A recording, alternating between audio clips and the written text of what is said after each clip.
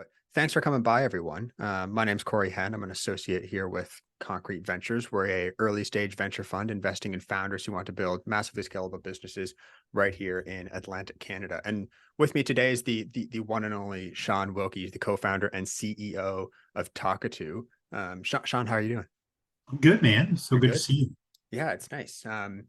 So today we're going to be talking about growing revenue through trade shows, and Talkatoo is probably one of the only businesses I've seen really nail this. Like we've been talking just before we went live here, they're always smashing the MRR targets. They're always out there at every trade show you can think about. And I really wanted to take some time to distill the process down to something for other founders that where you can kind of take it and really conceptualize it and then get out there and start doing it for yourself. But maybe before we get started, Shawn, can you tell us a little bit about Talkatoo, how it all got started, what the business does, and then we'll start diving in from there. Yeah, man. Sounds great. So welcome, everybody. Nice to be here. It's my pleasure to kind of share these kind of trial and error learnings with you. And I think there's some really good stuff that should help you probably drive some revenue and get some results. It certainly has for us. So how do we get started? 2018, I was running another company. We were a partner with Nuance Communications selling speech recognition software or dictation software to medical professionals in both the veterinary field and the human health field. And we were back in 2018, Corey, you probably remember, we were sending boxes with CDs and microphones in the mail. And we were a software company, and that felt very unusual for me, kind of having been in the world of SaaS or cloud computing before it was even called that with my previous company. It just didn't sit well. It didn't make sense. And it was rumblings that there was going to be a cloud product that was coming into the market. And I really saw the writing on the wall of that previous business that said to me, hey, this is probably going to not go well. And so did some soul searching, decided that it made sense to sell the company. And very shortly afterwards started Talkatoo because I thought we could build something better using some of the speech APIs that were coming out from Amazon, Google, Microsoft. And so that was how we begun. We'd begun with a bit of our own capital, a couple $100,000 of our own capital, and had a team, started to prototype some software, ran into Patrick in the hallways of Volta, got an early check from Concrete as our first institutional investor. And, fast forward into the future, we've raised over $10 million, have over 4,000 users, all in the veterinary field. We thought we might go into human health, and then the pandemic happened and everybody got a puppy. So there's 4 times the amount of dogs than there was a couple of years ago. And that's been really good for our business. So we've been growing steadily every single month since we started in 2019. And that's a little bit about us and kind of where we're at today. Got a team of just under 40 people. Wow. That's awesome.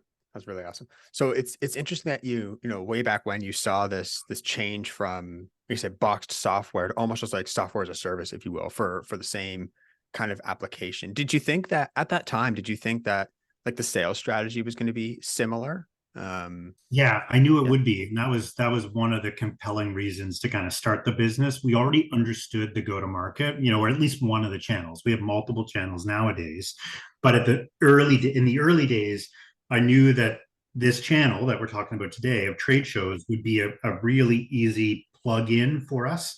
Okay. And so it totally was part of the plan right from the beginning.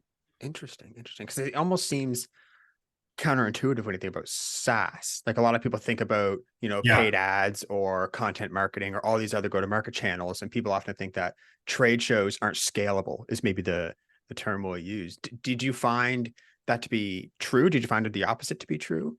Like, I think the did you always opposite. start with trade shows? I mean, they're scalable to a point, right? Okay. Like depending on the industry. In veterinary medicine, there's probably 80 trade events a year.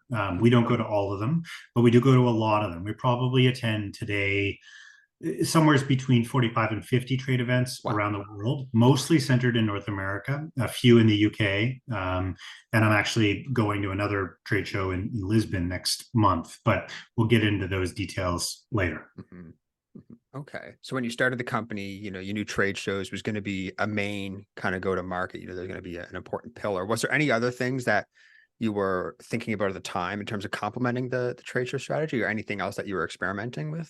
Yeah, I think yes. So one of the things that I think really complements our trade show strategy is a thought leadership track that we took Okay. very, very early on. Hmm. So before I even started Talkatoo, I had started and co-founded a podcast called the Veterinary Innovation Okay. Podcast, Yeah. where we interview innovators from across the world around topics of innovation in veterinary medicine. They can be things from technology startups, advances in medical technology and devices, um, approaches when it comes to HR and staffing. So any innovation that's centered in the vet med or in the vet med world, we've had a conversation or a two or five about on the show because we've been doing that since 2019. Okay. And so this trade show thing that we started um, allowed us to also plug in another element into our trade show strategy, which is this idea of thought leadership and Hmm. speaking at these conferences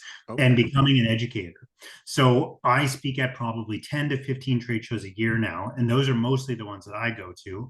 And I'll go and speak about the top innovations or building healthy team and culture or how the world of startups can like lend itself to advancement in practice or clinic management. So all of these things they kind of are a bit of an echo chamber. So if I go and speak as the CEO of Talkatoo at the World Small Animal Forum in Lisbon, I'm going to be growing my brand and also the company's brand. And so attending trade shows as an exhibitor is great, but attending them as a part of the educational track is even better because in veterinary medicine, like many other industries, they're required to have continuing educational credits in order to keep their license in good standing. Okay. So that's why they go to these trade events in our particular industry. Every industry is different, but if there's an educational component or you know the need to keep your status current, going to these trade events is not a nice to have, it's a must do in a lot of cases. And so that's the main reason why this channel works for us is because our customers need to go there and then they walk through the exhibit hall. And in veterinary medicine, right now, having a conversation with a veterinarian that has 4 times the amount of work that they had 4 years ago is really difficult. And so even if they're a 30-minute or even if it's a 5-minute conversation, the likelihood of having that 5-minute conversation any other way with somebody that has an 8-hour day plus another couple of hours worth of work after their day to do documentation is really difficult to do. And so that's why I always knew trade shows would be a good, healthy channel for us. That's really interesting.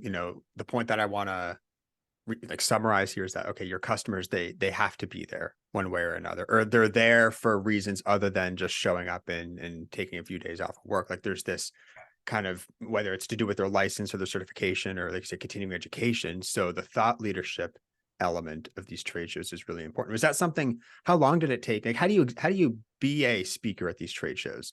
Like Yeah, did that's it a take great time question. for you to build that authority to at the bigger ones, or can you just start right out of the gate? Yeah, no, you can't start out of the gate, and it's very difficult. And it's not like there's no playbook for this that's super well documented. But starting a podcast for your industry, which is not what we came to talk about today, is also maybe another really good idea. It's very Mhm. simple to do. And we get to have a whole other episode on that, a whole other not episode, but we could have a whole other webinar on that, and I'd be happy to do that, Peter. Peter, I'm looking at my notes here, talking about a guy named Peter. But Corey, yeah, I'd be happy to do that. But the way that the thought leadership happened is we started to get this authority in the space about the go-to place for innovation. Okay. And there was an innovation conference that I got asked to speak at. And then you start to meet a network inside these trade shows. And that's actually one of the number one recommendations that I have for anybody that's on the call or anybody that watches this post call is that when you go to a trade show, yes, you're going there to sell. Yes, you're going there to exhibit for your product. But one of the biggest things that you can take away from your very first show is to build a network. Go to every single networking event. Talk to the booth people next door. One of the biggest challenges for anybody that attends this webinar is going to be how do I come up with a list? So getting a list is going to be next to impossible out of the gate, but you'll be able to find one industry show. You'll be able to find one. And whether it's the right one or not, if you've got it in the budget, you should go to it. And when you're at that show, there'll be established vendors. Go and talk to them. What other shows do you go to? What's the best show that you've ever gone to? And then, go to dinner with these people. If they're friendly, go and be their friends, because these people will be your future trade show family, which is a very funny term. But you'll find after you go to a few industry events, they're often all the same people. And so you're going to meet some of those people. You're going to find people that you connect with. You're going to go to dinner with them. You're going to get their list of trade shows. And those relationships will carry you through making this channel into an effective one for your organization. So yeah, I think that's probably the shortest way to answer your question. Mm-hmm.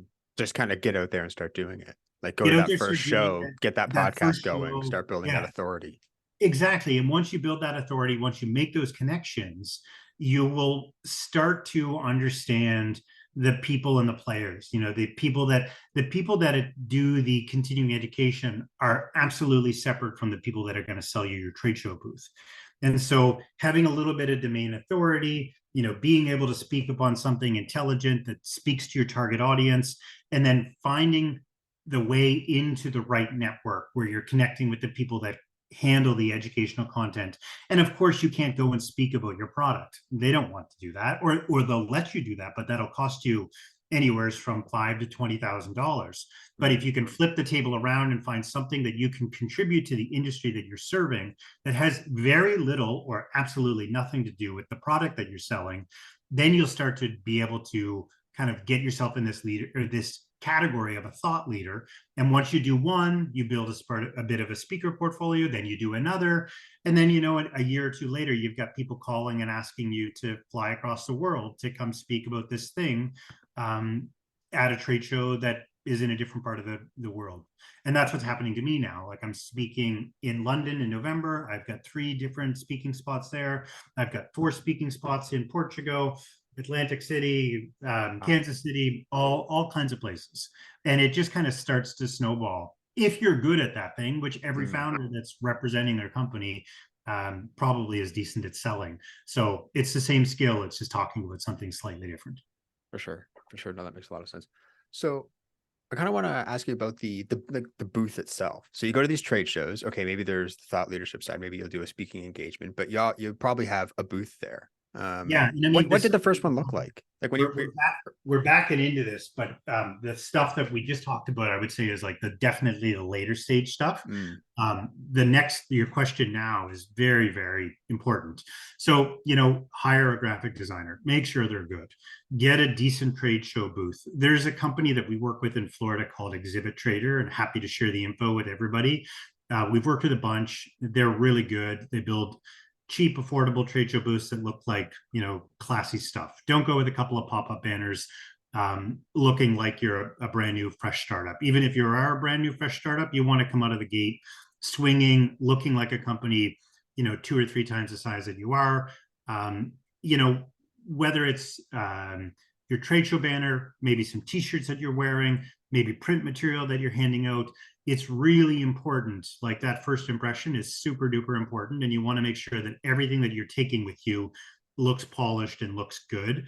And you don't want a banner that has, 500 words of text on it. You've got 3 seconds or 3 milliseconds to stop these people. So you want to have whatever messaging is on your banner, kind of make them be like, hey, maybe I should stop and talk to these guys. Because that's really the only purpose you have when you go to a trade show. And that's the only purpose your banner has, is to stop people, to allow your people to engage with them. So you don't want something crazy messy. You don't want something that doesn't look professional. And you definitely want something that will allow you to capture these people's attention. For sure. What do you find draws people in? Like, I'm sure you've had lots of iterations over the years of what the booth looks like. I mean, our CTA on pretty much everything that we do is like save time. It's different for every company, but back to the example before, 4 times as many pets, no more veterinarians, no one has time, they're doing work after hours. So it's always something about time saving. And or productivity. And that's really at the core of what we do. Is we're Mhm. now not just a dictation tool, but we're a suite of tools that help veterinarians get time back in their day. Right. So it's really taking your value proposition away, getting it to a nice, clean, concise call to action, and just having that, easy to see, whether it's on the banners, whether it's on the materials, nicely printed, all high resolution, things like that. You got it. Um, so when you think about the booth itself, like what do you have in there?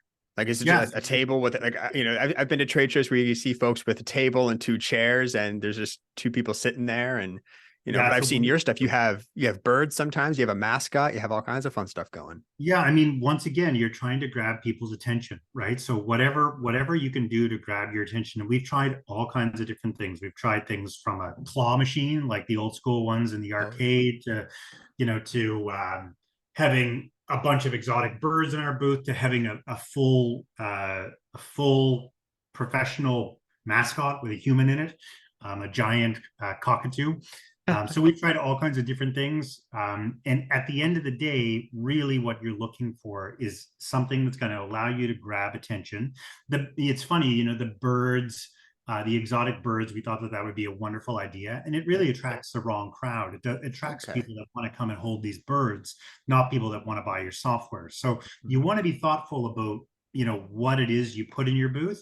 And at the early stage of our company, having 100 people hear the word Talkatoo or 1,000 people hear the word Talkatoo made a ton of sense. So they all work, and things gradually change over time. But the typical trade show booth is 10 feet by 10 feet. Okay. And if you find the ultimate trade show and you've got the budget for it, you probably don't want to be the smallest booth on the floor. If you know that you're going to a trade show and you've heard on good authority that there's tons of decision makers there and it's the right show for you, the difference between a 10-foot booth and a 20-foot booth, they measure them in tens of feet, Yeah. 10 by 10, 10 by 20, and then bigger. But the difference in that, the cost of the show is probably anywhere from 3,000 to 5,000 for a 10-foot booth. Or if you're a smaller regional show, depending on the industry, it could even be cheaper than that. But one of the things that we learned early on is to have a bigger footprint and to have more people really changes the game.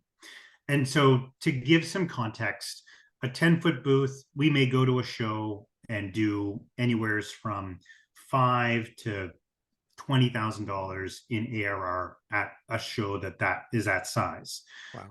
What we've done now, kind of as we've kind of graduated to being a bigger company, is we have some really, really big booths. And I'll tell you what's in all of them, but a really big booth for us would be 20 feet by 20 feet with an overhanging banner and a bunch of trade show banners and a closet for storage and all of that kind of stuff. And we did a 20 by 20-foot booth last year at a show, and the cost to attend that show was just over $50,000 US by the Wow. time we paid for accommodations and flights and flew 10 people to the show and paid for the booth. But we did $100,000 in ARR on the show floor. So, $50,000 to double your money before you leave in 4 days is not bad. So what that booth looks like, if you can imagine a square 20 by 20, we've got 10 feet by 10 feet by 4 feet in the middle with our branding message that's 10 feet high. We've got a banner hanging 30 feet in the air it's a 3-sided banner that has Talkatoo on all sides. And then we have a demo station in each corner of the show with 2 people in each corner of the show, or each corner of the booth. And so we've got 10 people there at the floor. We have tables with computers, and then we have this messaging in the middle. And so that's a 10-foot, or that's a 20 by 20. The 10-foot booth might be just a 10-foot banner at the back, a 4-foot table, maybe a chair, maybe not a chair. And I want to talk about chairs and tables for a second, and Sure. even carpeting for a second, because you said what goes in it. So, one of the things that I want everybody to be fully aware, if you're going to make this part of your kind of go-to-market strategy, is the people that organize these shows, they're there to completely take advantage of you. And they are not your friends. They will sell you everything that you could ever imagine, or rent you it for the most exorbitant prices. So just to give people an idea, the cost for a table for a weekend show is anywhere from $200 to $400. The same table on Amazon or at Walmart is $30. Mm. So they'll rent it for you for the convenience factor for 10 times more than it actually costs to buy the thing. Chairs are $150 to $300 per chair for the weekend, for the same weekend.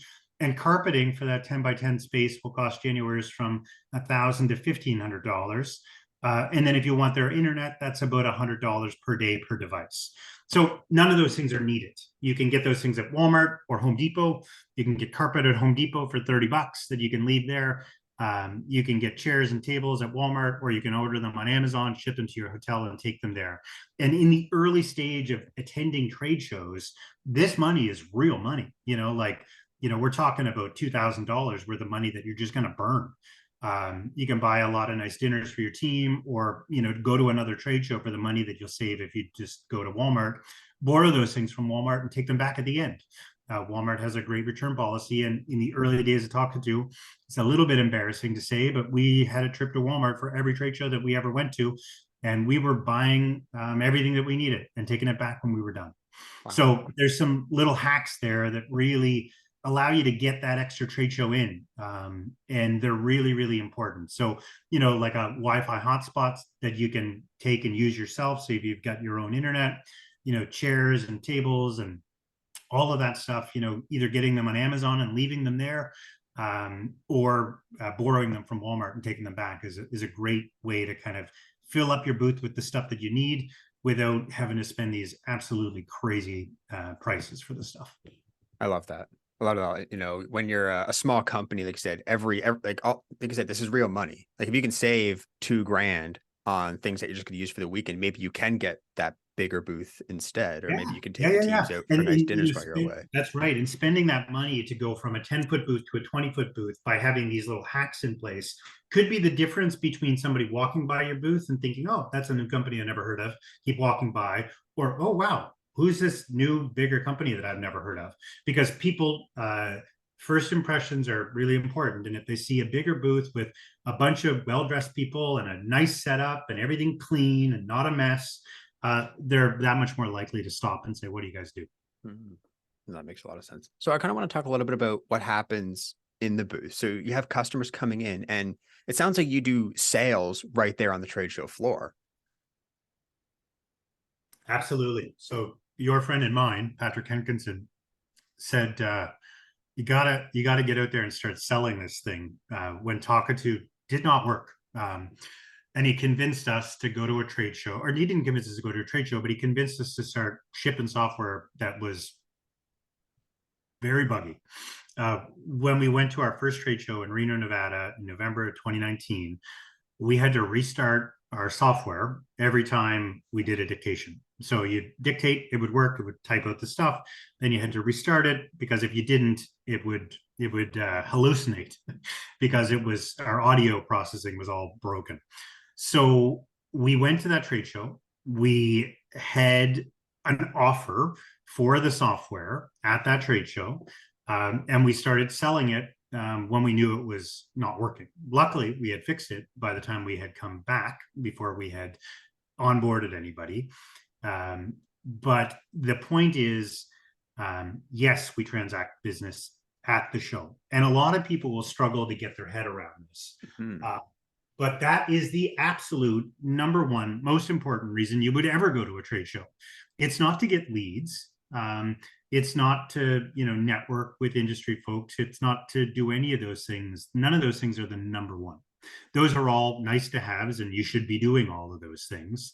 But you need to get an offer together for whatever product or service you have. And you need to absolutely sell it while you're there. You need to figure out how your messaging can work so that you can sell. And I'll give you an example. There's a company, their CEO I've mentored, had a really complex product, really, really complex, long sales cycle into human healthcare. So one of the hardest industries to sell into. And they said, there's no way we can sell at the show. And I said, what do you mean there's no way? Tell me about your product. They told me about their product. And I said, well, couldn't you sell an evaluation, a a risk-free evaluation of your product or service for a couple $100s, and tell them that the only reason that you were charging a couple $100 was to ship them the material so that they could do the evaluation or do the onboarding or something. And they say, yeah, we could do that. And the reason it's so important, depending on industry that you're selling into, to do this is that first check from a large organization, whether it's $200 or $200,000, is the hardest check to get. And so if you can put together an offering that is like, our offering is simple. It's like, buy our software, we'll give you a free microphone, and we'll give you a 30-day money back guarantee if you're not happy with it. And that offer is almost too good to be true. If there's any bit of genuine interest, you're saying that I can take it, I can try it, I can have the best experience possible. And if I'm not happy, you'll give me my money back. And that's the type of offer you need to come up with if you're going to spend $1 going to a trade show, because you're going to get in front of the decision maker. It's going to happen. And you need some level of commitment so that you can carry the conversation forward. And a couple $100s is all it takes. Getting that level of commitment gets you on their calendar, gets you the chance to do an onboarding, to show them what you're made of and what you can do for them. But if they say, yes, send me some more information, or let's schedule another call to talk about this, you've got nothing. You're just another thing that's in their calendar. They're not going to understand in 2 weeks when they look at it. They haven't spent any money, so they're not really serious. And they might even not even show up for that call. So by getting something, something that's too good to be true and almost too good to be true, and selling it to them, they're going to show up. They're going to be on that next call, and you're going to be able to kind of expand that opportunity, or at least keep that money. And, how we judge the success of a trade show is if we can cover the cost of our first year subscription.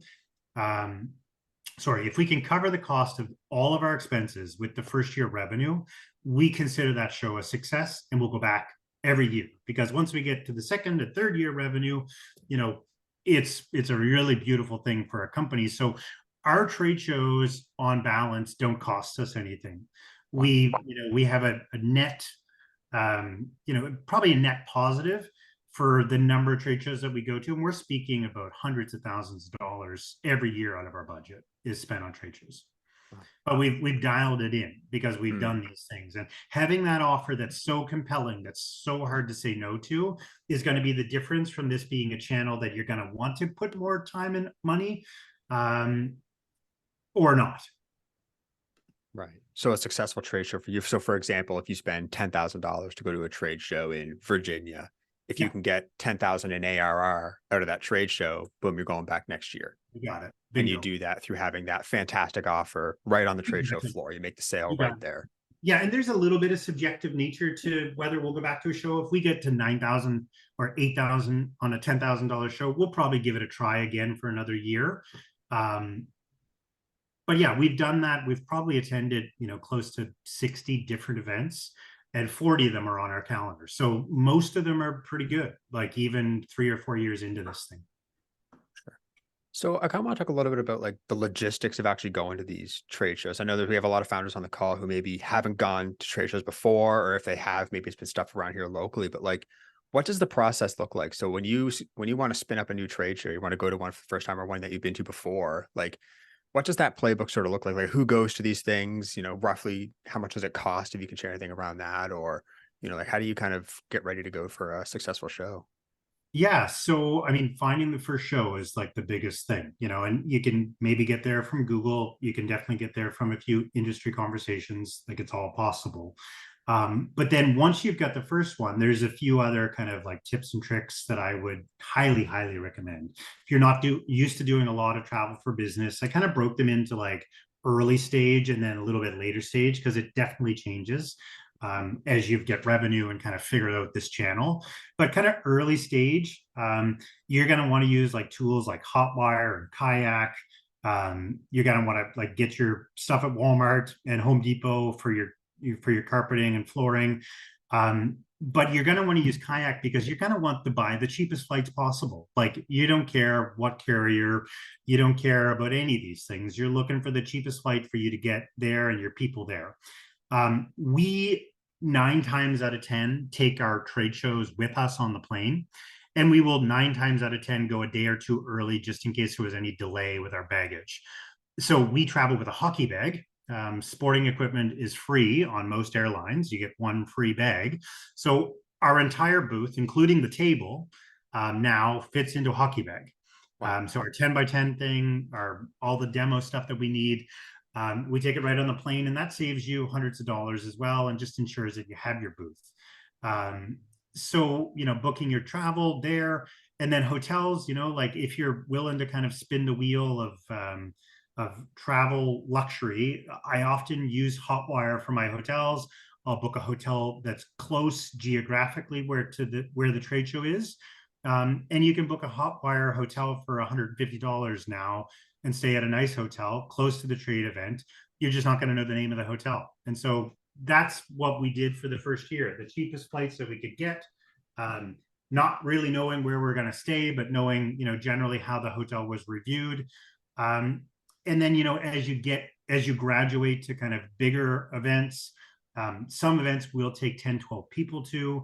We'll book a house on Airbnb. We grocery shop as a team. Somebody takes a meal for every different show that we're at, or every different day that we're at a show. We share food together, and it kind of really helps with bonding, especially when you have a team like us that's all over the friggin' world. So we can kind of pull people together during these shows. And then as you get like later stage, there's tools like Air Canada for Business, where you can kind of centralize all of your bookings, and save a little tiny bit. One of the other travel hacks, doing 40 of these shows a year, we use Marriott. We use Marriott for every show that we go to, and we book all under my name. That means we get status with the hotel. So whether I'm there or not, when we check into a Marriott, the team all gets free breakfast. We, get other little perks. But those things, like I would say, those are later stage. Once you've actually qualified this as a channel that makes sense, and you're going to enough of these shows where you're going to get the benefit of some of these longer term travel benefits.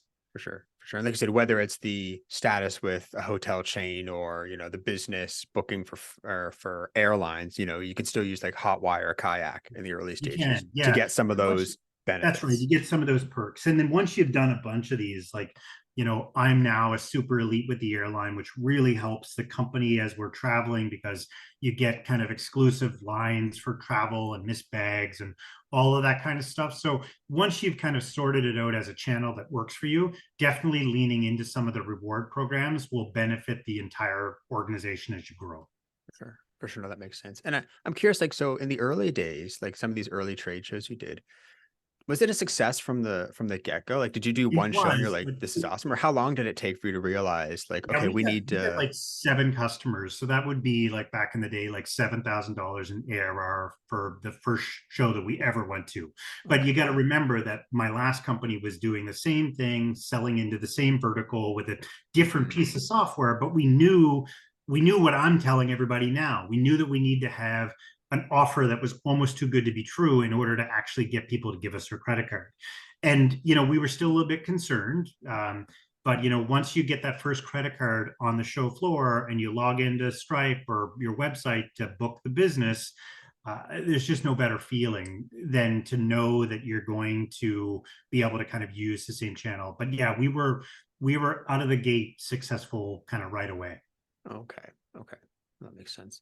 I think Um, it's so much of it has to do with the offer, like mm, so much of it, and it can't be complicated. You've got seconds with these people. They don't even necessarily want to be talking to you. So oftentimes you're like, "Have you heard of XYZ company?" And they're like, "No," and you'd be like, "Can I show you what we do quickly?"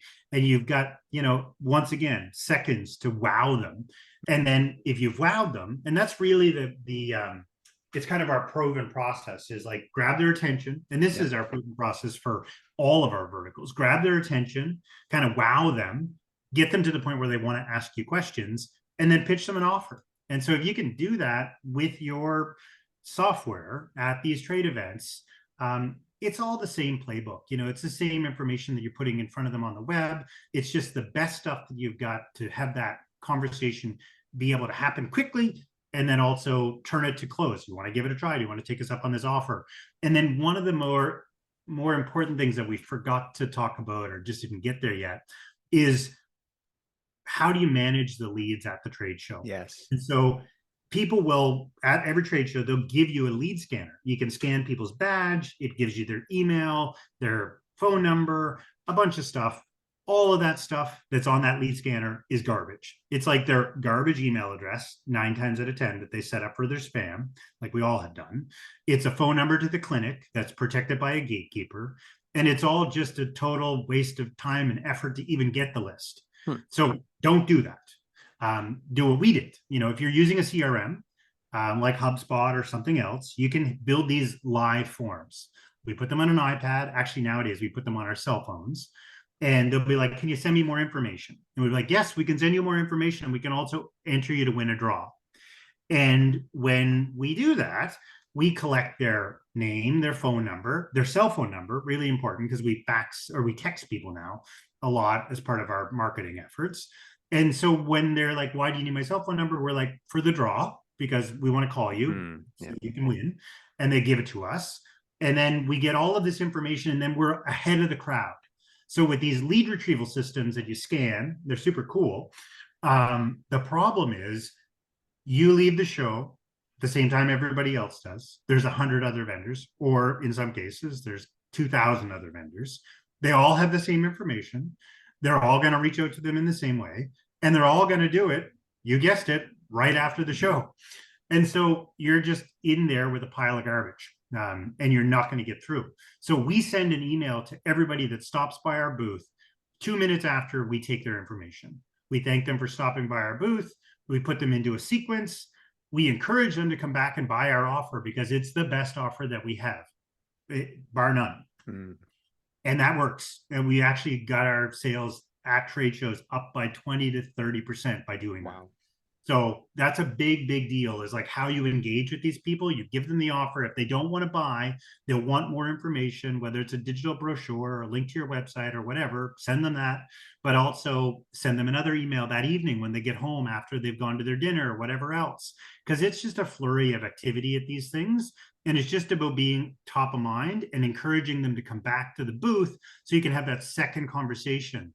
And this is also why I love trade shows so much. Everybody knows sales cycles suck, right? You have that first conversation, then you follow up, then you have the second conversation, maybe 3 weeks later, maybe it's 6 months later. At a trade show, you can shrink that sales cycle to a couple of days. First contact, second contact, sale, ideally. So by following up, right away, you're able to get multiple touch points within a couple of days. Within a couple of days, and ideally a sale.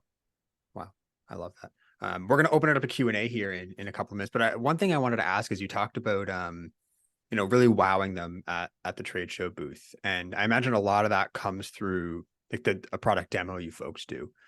What goes into a great product demo? Like, how do you contextualize it in a way that you really wow the customer? Yeah. So I mean, spending like 15 minutes on it.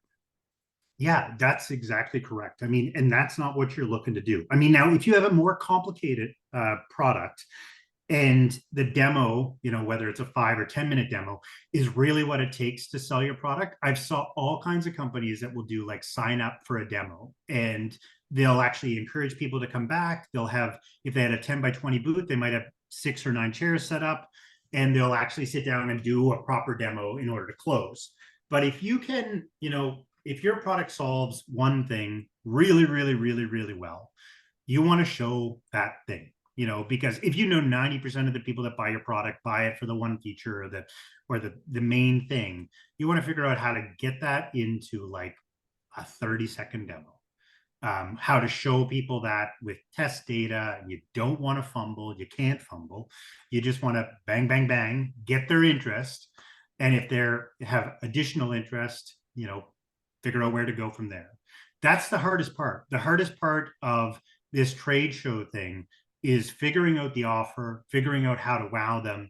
And we call it like a moment of delight. Like, and everybody knows what I'm talking about. You demo your product, and you see them smile, and then they immediately want to ask you a question. That's when you know you've got their attention. That's when you know you've done it right. And what you're looking to do from there is be like, we have got this great introductory offer where we'll take you through a full onboarding, show you all the features. And if we can save you money and time, or if we can improve your process, you keep the product. And if not, we'll give you a full refund. No, I People love that. people really love that. It's psychologically, it's like, oh, no risk. Okay, let's do it. Here's my credit card. And people, a lot of people I'm sure that are listening to this will be like, yeah, there's no way they're going to give me their credit card. We do it all the time. $100,000 at that one show last year, 75 new customers. Wow, that's awesome. Folks, if you have questions, pop them in the Q&A. We have one here from Todd. Just, Shawn, what does an affordable booth look like? So you mentioned they do it by feet. So you have the 10-foot booth, the 20-foot booth. Maybe you can go bigger. So maybe that 10-foot booth. What might that look like for cost? A banner and a tablecloth is going to set you back $1,500, and a little bit of time for graphic design. So less than $2,000. And to rent a booth, you're going to be anywhere from $1,000 on the low end to $5,000 on the high end for a 10-foot booth. The bigger the show, the higher the price usually. Sure, that makes sense. And obviously you can offset that with a great offer at the booth and do the sale right there on the floor. Yeah. It's like a trade show is going to cost you probably, like if you're on an airplane with 1 to 2 people, it's going to cost you anywhere from $5,000 to $10,000. Okay. And that would include your booth. So it's going to get $2,000 cheaper the next one you do. For sure. No, that makes sense. So we have another question here is, so you want to stay top of mind at the trade show. How do you continue to do that right after the trade show? So people go home, I bought your product. Now I'm home and back at the clinic. What happens next? Do I hear from you? Do we do onboarding? Like, what's that post-trade show follow-up look like? It's actually really interesting. So the two paths there, one, they bought. So if they bought, we actually schedule their onboarding as part of our sales checkout process. So we book their revenue, get them to use Calendly, book into our calendar. We've got their onboarding set up. It's ready to go. If they haven't bought, they're in a HubSpot sequence. So we're just continuing to market them with emails that we know that will generate some interest, and our team will follow up with them as well. Perfect. Oh, that's nice. So we have a question here from Leah. We're doing our first show as an exhibitor this month. What advice do you have for a first timer with almost no budget? We're using most of ours just to get there. What are some things we can do to get noticed? Yeah, so one of the things that's really cheap is some t-shirts with the same messaging that's on your booth. So if you've got a couple people that are there, t-shirts are a walking billboard. So just whatever that CTA is, put them on a t-shirt, put a QR code on the t-shirt. If you're going to that first show, back to my advice from before, the number two thing that you're trying to figure out is, does this industry make sense for me to go again? And so talk to the people around you, talk to the exhibitors, find out what other shows they go to, and for God's sakes, get the offer figured out. That will be the thing that changes everything for you, quite potentially. If you're at the right show and you can engage with your target and you can sell them something, and ideally sell enough people the thing to make sure that it hasn't cost you any money, what a great success that would be. And it's totally doable, but you've got to put the time into thinking about what that offer is. And it's got to be so simple and easy to articulate that the people that are there on your behalf are able to do that. Right. Keep things simple. These people are going to have 100 conversations with 100 different vendors, and you just got to have that top of mind. And like you said before, like a complex product maybe doesn't have to be the product you sell, but it could be like an evaluation. It could be some sort of thing just to get some money in the door, get the lead, and then you can follow up after and spend some time on a complex sales cycle. Yeah. Awesome. Yeah, we used to sell, like when I had a complicated product in the past, and we would sell what we called a phase 1 deployment, which was a paid pilot. We'd get them to pay for us to give them a pilot. And some of those phase 1 deployments were $10,000, $20,000, $30,000. But think outside the box. Like, you've got to be selling if you're going to go to these shows. Otherwise, you will absolutely not make this part of your sales acquisition channels. It won't work because it's too goddamn expensive.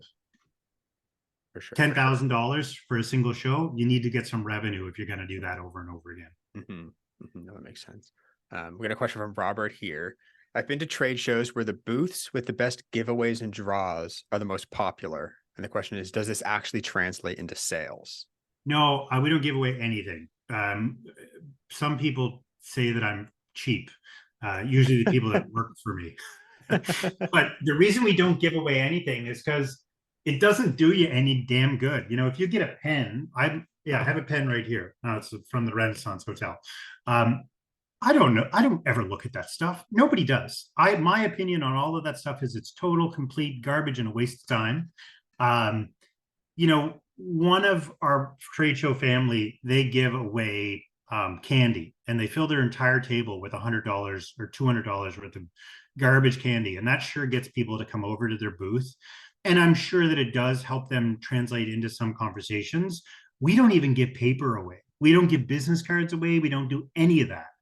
We have a HubSpot form that we will send a digital brochure. We're saving the trees. You know, we're good people.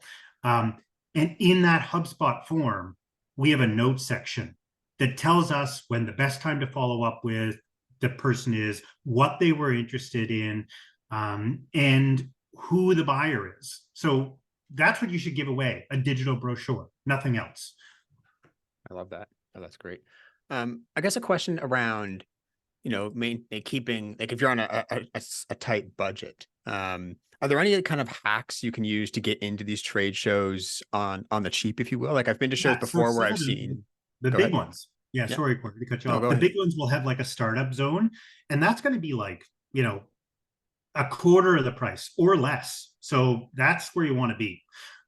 If you can find big industry ones, that can be very, very good. But the other thing is, these software like SAS North and Collision and these shows, that's a different approach. You want to be going to where your buyers are, not where, this is not the same thing that we're talking about. Yeah. We're talking about going to trade events to sell. And, so just be careful of what you consider a trade show and make sure that the buyers that you want to interact with are going to be there.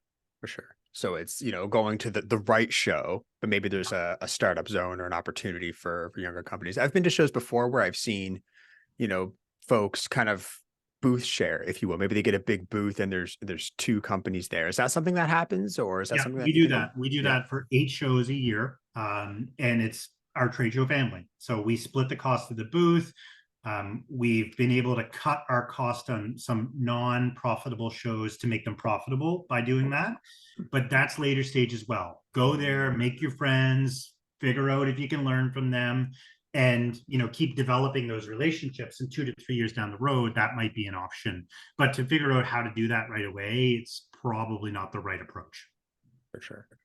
We got another question here. Here's one. Have you gone on trade missions? And if so, how do they compare to trade shows? Yeah, I think it's like I put them in the same categories like Yeah. SAS North and Collision and all of these other things. Like if you have a potential market in those geographic regions, it might make sense.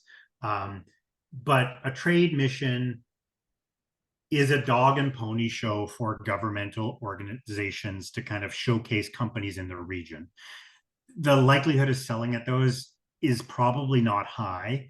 And I think it's really important to like understand where your target market is and where your target customers are, because going to a trade mission on the other side of the world, where it will be very, very hard to even support those conversations that happen post trade mission, is not the same thing as going to an industry trade show where you can sell on the show floor and you can follow up those customers easily. So be careful is what I would say there. For sure. No, that makes sense. One more question here, and we're kind of looking at the difference between physical and digital products. So from your experience at trade shows for veterinarians, do vets buy physical products at these trade shows more than they buy digital? Is there a bit of a difference? Like, no, there's none. There's no difference. I mean, people buy things that they think will help them from people that they trust. So regardless if it's $1 million MRI machine or a piece of software to help them, doesn't matter. What matters is the offer. For sure. Always back to the offer. Yeah. Okay, well, I think that wraps us up for Q&A here, Shawn. I know our conversation's kind of been bouncing all over the place, but I feel like that we went deep on a couple of things, and I certainly got a lot of takeaways out of this. Hopefully some of the founders in the room did as well, but thanks for taking the time to chat with me. Yeah, you're really welcome, and happy to connect with anybody one-on-one. Just reach out to me on LinkedIn or grab my email from Corey or Patrick. Yeah, for sure. Yeah, Awesome. it's definitely going to be a really good channel, and putting the time into kind of getting those logistical things sorted out, and trying to keep everything simple, I think is the way to succeed with this channel. No, I think that's a great note to close on.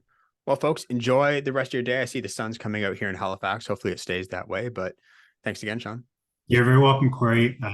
Pleasure to meet with you today. And if anybody has any questions, reach out to me directly.